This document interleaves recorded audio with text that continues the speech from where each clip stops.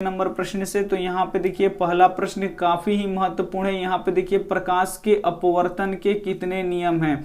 यहाँ पे पूछा गया है कि प्रकाश का जो अपवर्तन का नियम होता है वो कितना होता है। ए ऑप्शन है 1, बी ऑप्शन है 2, सी ऑप्शन है 3, डी ऑप्शन है 4। तो प्रकाश के अपवर्तन के कितने नियम होते हैं। तो प्रकाश के अपवर्तन के 2 नियम होते हैं, ये आपको हम पढ़ा चुके हैं। यानी यहाँ पे बी ऑप्शन क्या हो जाएगा, यहाँ पे सही हो जाएगा। वीडियो को अभी तक आपने लाइक नहीं किया है तो लाइक कर दीजिए। और एक बार फिर बोलते हैं, आप वीडियो को शुरू से अंत तक देखिए और जो प्रश्न आपको याद नहीं है उसे नोटबुक पे आप लोग जरूर लिख के याद कीजिए। यहाँ पे देखिए दूसरा प्रश्न है, आपतन कोण किसके बराबर होता है। जो आपतन कोण होता है वो किसके बराबर होता है। ए ऑप्शन है अपवर्तित कोण के बराबर, बी ऑप्शन है अभिलंब के बराबर, सी ऑप्शन है आपतित किरण के बराबर, डी ऑप्शन है इनमें से कोई नहीं।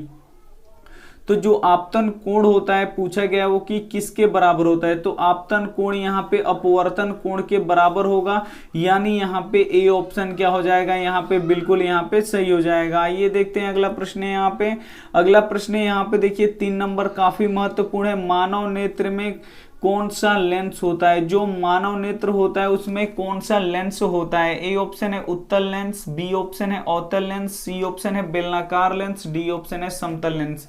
तो जो मानव नेत्र होता है उसमें कौन सा लेंस होता है। तो मानव नेत्र में यहाँ पे उत्तल लेंस होता है, यानी यहाँ पे ए ऑप्शन क्या हो जाएगा, यहाँ पे बिल्कुल सही हो जाएगा। बहुत ही महत्वपूर्ण प्रश्न है, तो एक भी प्रश्न को स्किप मत कीजिएगा। यहाँ पे आइए देख लेते हैं 4 नंबर प्रश्न। 4 नंबर प्रश्न देखिए, यहाँ पे मानव नेत्र के किस भाग पर वस्तु का प्रतिबिंब बनता है। ये भी काफी महत्वपूर्ण प्रश्न है कि मानव नेत्र के किस भाग पर वस्तु का प्रतिबिंब बनता है। ए ऑप्शन है रेटिना, बी ऑप्शन है आइरिस, सी ऑप्शन है नेत्रगोलक, डी ऑप्शन है कार्निया। तो मानव नेत्र के किस भाग पे वस्तु का प्रतिबिंब बनता है। तो जो रेटिना होता है उस पे ही किसी भी वस्तु का प्रतिबिंब होता है, और रेटिना को दृष्टि पटल भी कहा जाता है, यानी यहाँ पे ए ऑप्शन क्या हो जाएगा, यहाँ पे सही हो जाएगा। काफी महत्वपूर्ण प्रश्न है। आइए देखते हैं 5 नंबर प्रश्न। 5 नंबर प्रश्न देखिए, जो लोहे तथा चुंबकीय पदार्थ को अपनी ओर आकर्षित करता है उसे क्या कहते हैं। ए ऑप्शन है चुंबक, बी ऑप्शन है अचुंबक, सी ऑप्शन है लोहा, डी ऑप्शन है सोना। तो यहाँ पे बोला गया है कि जो लोहे तथा चुंबकीय पदार्थ को अपनी ओर आकर्षित करता है उसे क्या कहते हैं। तो उसे क्या कहते हैं हम लोग, चुंबक कहते हैं, यानी यहाँ पे ए ऑप्शन क्या हो जाएगा, यहाँ पे बिल्कुल यहाँ पे सही हो जाएगा। और लास्ट में एक होमवर्क प्रश्न है, उसका जवाब आप कमेंट बॉक्स में जरूर दीजिएगा। अगर वीडियो को आपने लाइक नहीं किया है तो प्लीज वीडियो को लाइक भी करते चलिए। तो यहाँ पे देखिए 6 नंबर प्रश्न है, प्रकाश की चाल कितनी होती है। जो प्रकाश की चाल है वो कितनी होती है। ए ऑप्शन है 3 × 10⁷ kg पर सेकेंड, बी ऑप्शन है 3 × 10⁷ सेंटीमीटर पर सेकेंड, सी ऑप्शन है यहाँ पे 3 × 10⁸ मीटर पर सेकेंड, यहाँ पे डी ऑप्शन है 3 × 10⁸ सेंटीमीटर पर सेकेंड। तो यहाँ पे प्रकाश की चाल कितनी होती है। तो प्रकाश की चाल 3 × 10⁸ मीटर प्रति सेकेंड होता है, यानी यहाँ पे सी ऑप्शन क्या हो जाएगा, यहाँ पे बिल्कुल सही हो जाएगा। और एक ऐसे भी दे देता है कि 3 लाख किलोमीटर पर सेकेंड, तो वो भी सही हो जाएगा, यानी यहाँ पे सी ऑप्शन क्या हो जाएगा, यहाँ पे बिल्कुल यहाँ पे सही हो जाएगा। आइए देखते हैं अगला प्रश्न है यहाँ पे 7 नंबर।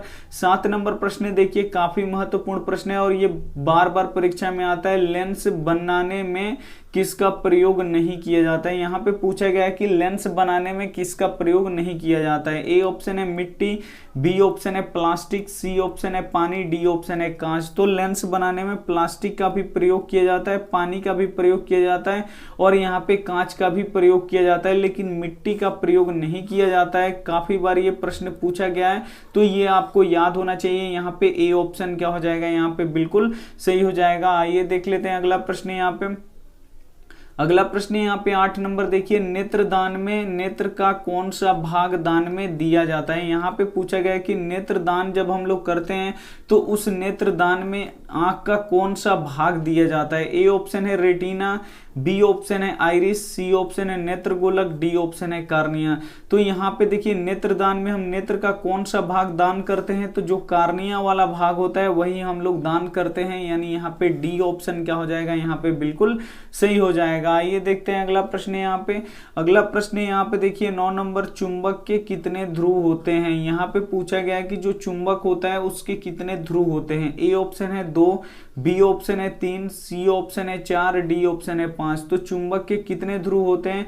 तो चुंबक के 2 ध्रुव होते हैं, एक होता है उत्तरी ध्रुव और एक होता है यहाँ पे दक्षिणी ध्रुव। तो यहाँ पे एक होता है उत्तरी ध्रुव और एक होता है दक्षिणी ध्रुव। तो ये आपको पता होना चाहिए कि चुंबक के 2 ध्रुव होते हैं। आइए देख लेते हैं अगला प्रश्न है। यहाँ पे एक बार फिर से आपसे बोल रहे हैं कि काफी महत्वपूर्ण प्रश्न है, तो एक भी प्रश्न आप स्किप मत कीजिएगा और वीडियो को तो जरूर आप लोग लाइक कर दीजिए। यहाँ पे देखिए 10 नंबर प्रश्न है, प्रकाश की, यहाँ पे पूछा गया है कि प्रकाश किस प्रकार का तरंग है। जो प्रकाश है वो किस प्रकार का तरंग है? ए ऑप्शन है अनुप्रस्थ, बी ऑप्शन है अनुदैर्ध्य, सी ऑप्शन है यहाँ पे दोनों, डी ऑप्शन है इनमें से कोई नहीं।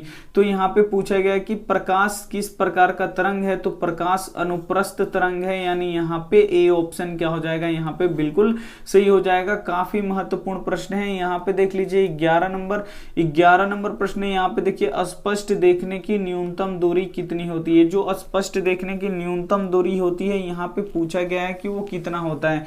ए ऑप्शन है 30 सेंटीमीटर, बी ऑप्शन है 25 सेंटीमीटर, सी ऑप्शन है 12 सेंटीमीटर, डी ऑप्शन है अनंत। तो स्पष्ट देखने की जो न्यूनतम दूरी होती है वो कितनी होती है, तो ये 25 सेंटीमीटर होती है, यानी यहाँ पे बी ऑप्शन क्या हो जाएगा, यहाँ पे बिल्कुल सही हो जाएगा। एक और प्रश्न आता है कि स्पष्ट देखने की अधिकतम दूरी कितनी होती है, तो स्पष्ट देखने की अधिकतम दूरी कितनी होती है, अनंत होती है। तो यहाँ पे पूछा गया है 11 नंबर प्रश्न में कि स्पष्ट देखने की न्यूनतम दूरी या अल्पतम दूरी, दोनों पूछ देता है। तो अगर न्यूनतम दूरी पूछेगा तो 25 सेंटीमीटर होगा, अगर अधिकतम दूरी पूछेगा तो अनंत होगा। आइए देखते हैं अगला प्रश्न है। यहाँ पे अगला प्रश्न है, यहाँ पे देखिए 12 नंबर, यदि आपतन कोण 60 डिग्री हो तो परावर्तन कोण कितने का होगा। यहाँ पे पूछा गया है कि अगर आपतन कोण 60 डिग्री का है तो परावर्तन कोण कितना होगा। तो हमको पता है कि आपतन कोण जो होता है वो परावर्तन कोण के क्या होता है, एकदम बराबर होता है। अगर आपतन कोण 60 डिग्री है तो परावर्तन कोण भी कितना डिग्री होगा, 60 ही डिग्री होगा, क्योंकि आपतन कोण और परावर्तन कोण दोनों आपस में क्या होता है, बराबर होता है। तो यहाँ पे देखिए आपतन कोण 60 डिग्री दिया है तो परावर्तन कोण भी कितना होगा, 60 डिग्री होगा, यानी यहाँ पे ए ऑप्शन क्या हो जाएगा, यहाँ पे बिल्कुल यहाँ पे सही हो जाएगा। उम्मीद करते हैं प्रश्न सभी समझ में आ रहे होंगे। अगर आप शुरू से अंत तक देखेंगे तो यहीं पे ये सभी प्रश्न आपको याद हो जाएंगे।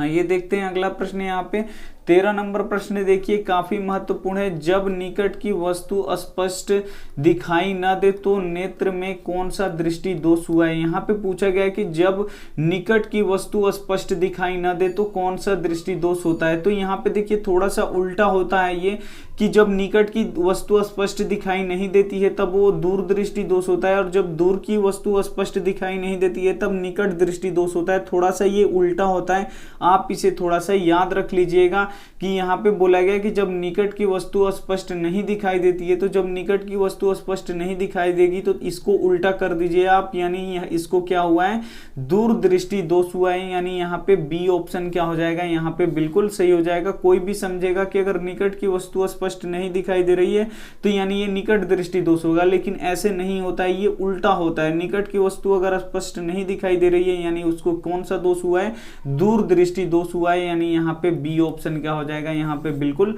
सही हो जाएगा। ये देख लेते हैं अगला प्रश्न है। यहाँ पे अगला प्रश्न है, यहाँ पे देखिए 14 नंबर, इसमें से चुंबकीय पदार्थ कौन सा है। यहाँ पूछा गया है कि इसमें से चुंबकीय पदार्थ कौन सा है। ए ऑप्शन है कागज, बी ऑप्शन है प्लास्टिक, सी ऑप्शन है लोहा, डी ऑप्शन है पित्तल। इसमें से पूछा गया है कि कौन चुंबकीय पदार्थ है। तो सबसे पहले चुंबकीय पदार्थ समझ लीजिए कि चुंबकीय पदार्थ किसे कहते हैं, जो चुंबक की ओर आकर्षित होता है उसे चुंबकीय पदार्थ कहते हैं। तो यहाँ पे देखिए कागज, ये चुंबक की ओर आकर्षित नहीं होता है तो ये नहीं होगा। प्लास्टिक भी चुंबक की तरफ आकर्षित नहीं होता है तो ये भी नहीं होगा। पित्तल भी नहीं होता है चुंबक की ओर आकर्षित, तो ये भी नहीं होगा। लेकिन जो लोहा होता है वो चुंबक की ओर आकर्षित होता है, सटता है, यानी यहाँ पे सी ऑप्शन क्या हो जाएगा, यहाँ पे बिल्कुल यहाँ पे सही हो जाएगा। आइए देखते हैं अगला प्रश्न है। यहाँ पे 15 नंबर प्रश्न देखिए, वह यंत्र जिससे छोटी वस्तु को बड़ा करके देखा जाता है उसे क्या कहते हैं। यानी इसमें पूछा गया कि उस यंत्र को उस यंत्र का आपको नाम बताना है जिससे छोटी वस्तु को बड़ा करके देखा जाता है। ए ऑप्शन है दूरदर्शी, बी ऑप्शन है सूक्ष्मदर्शी, सी ऑप्शन है दोनों, डी ऑप्शन है इनमें से कोई नहीं। तो जिससे छोटी वस्तु को बड़ा करके देखा जाता है उसे हम लोग क्या बोलते हैं, सूक्ष्मदर्शी बोलते हैं, यानी यहाँ पे बी ऑप्शन क्या हो जाएगा, यहाँ पे बिल्कुल यहाँ पे सही हो जाएगा। अगर मेहनत आप लोगों को पसंद आ रहा है तो वीडियो को आप लोग जरूर लाइक कीजिएगा, अपने दोस्तों के पास इसे जरूर शेयर कीजिएगा।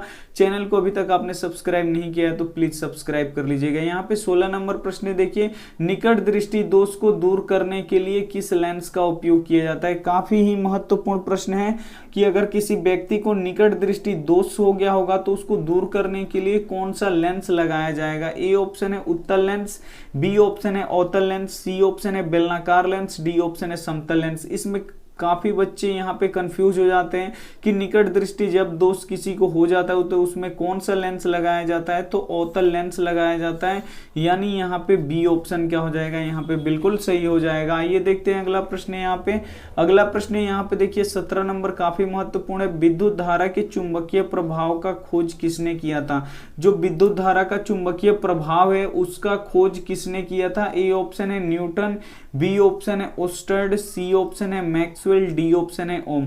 तो यहाँ पे पूछा गया है कि विद्युत धारा के चुंबकीय प्रभाव का खोज किसने किया था, तो ये ओस्टर्ड ने किया था, यानी यहाँ पे बी वाला ऑप्शन क्या हो जाएगा, यहाँ पे बिल्कुल सही हो जाएगा। आइए देख लेते हैं अगला प्रश्न। यहाँ पे अगला प्रश्न यहाँ पे देखिए 18 नंबर, मोटर गाड़ी के साइड मिरर में किस दर्पण का प्रयोग किया जाता है। यहाँ पे पूछा गया है कि जो मोटर गाड़ी होता है उसके साइड मिरर में जो दर्पण लगा होता है उस दर्पण में किस दर्पण का यहाँ पे प्रयोग किया जाता है। तो यहाँ पे देखिए जो दर्पण लगा होता है वो क्या करता है, जो पीछे से गाड़ियां आती है उसका छोटा और सीधा प्रतिबिंब बना के वो उसी मिरर में दिखाता है। तो वो कौन सा दर्पण होता है, तो वो उत्तल दर्पण होता है जो मोटर गाड़ी के साइड मिरर के रूप में उसका प्रयोग किया जाता है, यानी यहाँ पे ए ऑप्शन क्या हो जाएगा, यहाँ पे बिल्कुल यहाँ पे सही हो जाएगा। ये देखते हैं अगला प्रश्न। यहाँ पे 29 नंबर प्रश्न देखिए काफी महत्वपूर्ण है, तारे क्यों टिमटिमाते हैं। जो तारे हैं वो हमें टिमटिमाते हुए नजर आते हैं तो वो क्यों होता है। ए ऑप्शन है वायुमंडलीय अपवर्तन,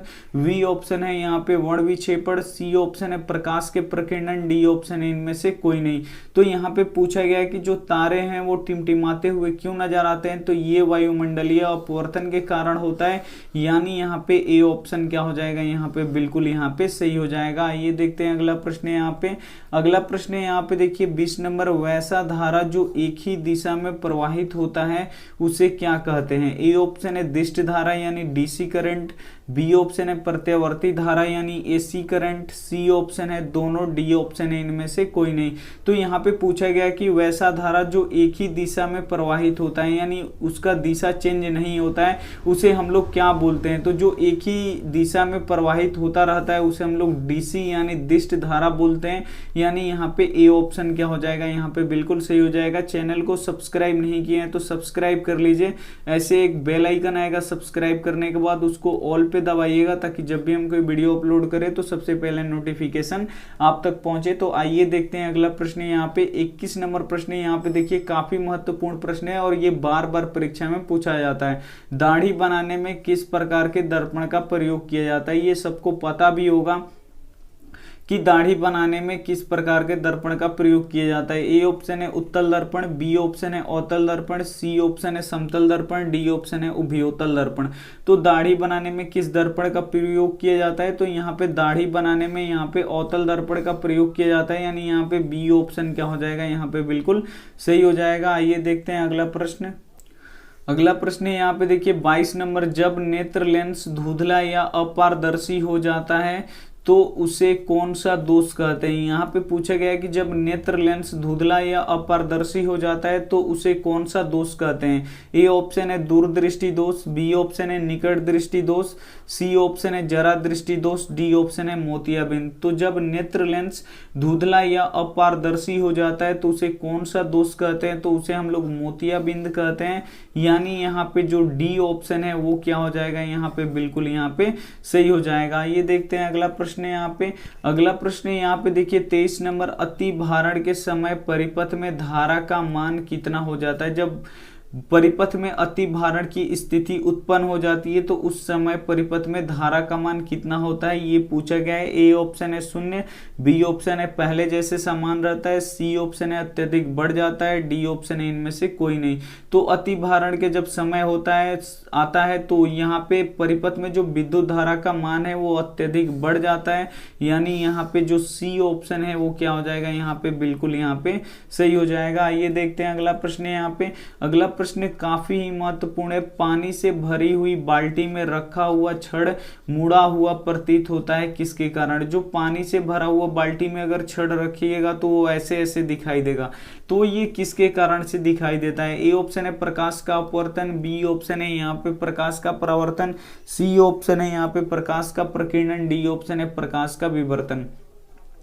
तो पानी से भरी हुई बाल्टी में रखा हुआ छड़ मुड़ा हुआ प्रतीत होता है, ये किसके कारण से होता है, तो प्रकाश के अपवर्तन के कारण होता है, यानी यहाँ पे ए ऑप्शन क्या हो जाएगा, यहाँ पे बिल्कुल यहाँ पे सही हो जाएगा। आइए देखते हैं अगला प्रश्न है। यहाँ पे अगला प्रश्न है, यहाँ पे देखिए 25 नंबर प्रश्न काफी ही महत्वपूर्ण है। यहाँ पे पूछा गया है कि किस रंग का तरंगदैर्ध्य सबसे अधिक होता है। यहाँ पे पूछा गया कि वो कौन सा रंग है जिसका तरंगदैर्ध्य क्या होता है, सबसे अधिक होता है। ए ऑप्शन है लाल, बी ऑप्शन है हरा, सी ऑप्शन है ब्लू, डी ऑप्शन है बैंगनी। तो यहाँ पे पूछा गया है कि किस रंग का तरंगदैर्ध्य सबसे अधिक होता है। तो जो यहाँ पे देखिए जो लाल रंग होता है उसका तरंगदैर्ध्य सबसे अधिक होता है, और एक प्रश्न पूछता है कि किस रंग का तरंगदैर्ध्य सबसे कम होता है। तो जो बैंगनी होता है उसका तरंगदैर्ध्य सबसे कम होता है और लाल रंग का तरंगदैर्ध्य सबसे अधिक होता है। तो प्रश्न यहाँ पे पूछा गया कि किस रंग का तरंगदैर्ध्य सबसे अधिक होता है, तो लाल रंग का तरंगदैर्ध्य सबसे अधिक होता है। आइए देखते हैं अगला प्रश्न यहाँ पे। अगला प्रश्न है यहाँ पे देखिए 26 नंबर, बिजली की घंटी किस सिद्धांत पे कार्य करता है। जो बिजली की घंटी है वो किस सिद्धांत पे कार्य करता है। ए ऑप्शन है उष्मीय प्रभाव पे, बी ऑप्शन है रासायनिक प्रभाव पे, सी ऑप्शन है चुंबकीय प्रभाव पे, डी ऑप्शन है न्यूटन के नियम पे।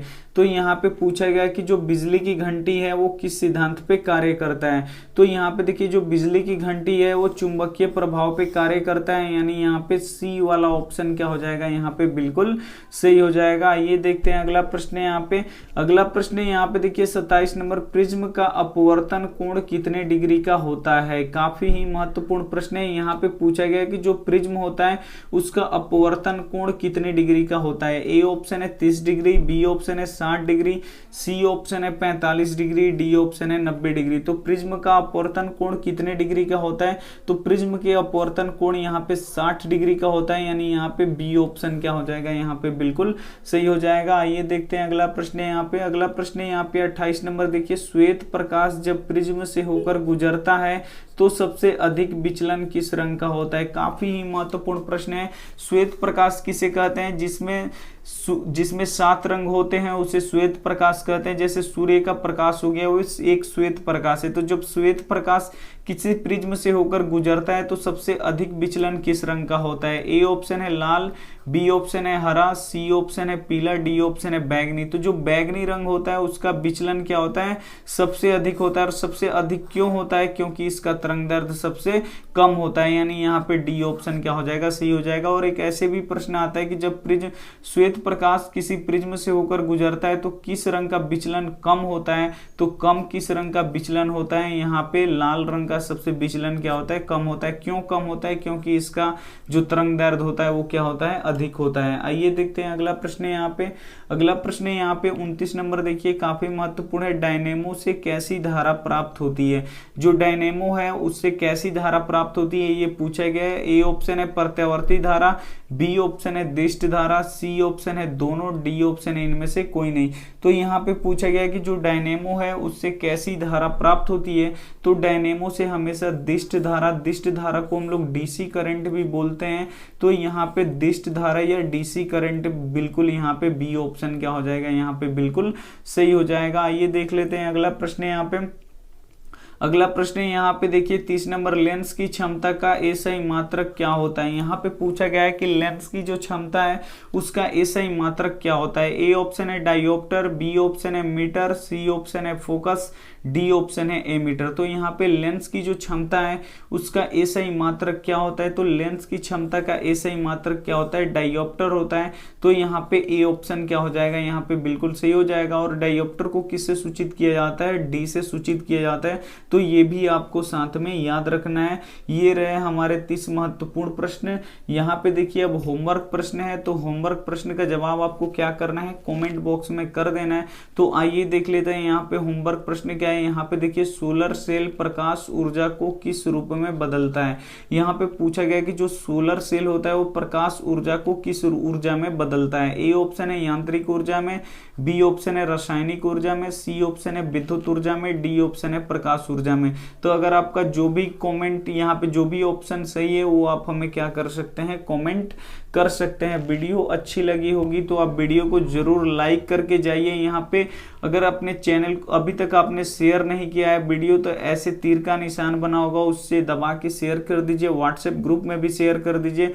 और चैनल को सब्सक्राइब नहीं किए हैं तो सब्सक्राइब कर लीजिए। साथ में ऐसे एक बेल आइकन आएगा उसको ऑल पे दबाइएगा ताकि जब भी हम कोई वीडियो अपलोड करें तो सबसे पहले नोटिफिकेशन आप तक पहुंचे। Thank you for watching, good night. मिलते हैं अगली वीडियो में, तब तक अपना ध्यान रखिए, बढ़िया से पढ़ाई कीजिए। Take care, bye.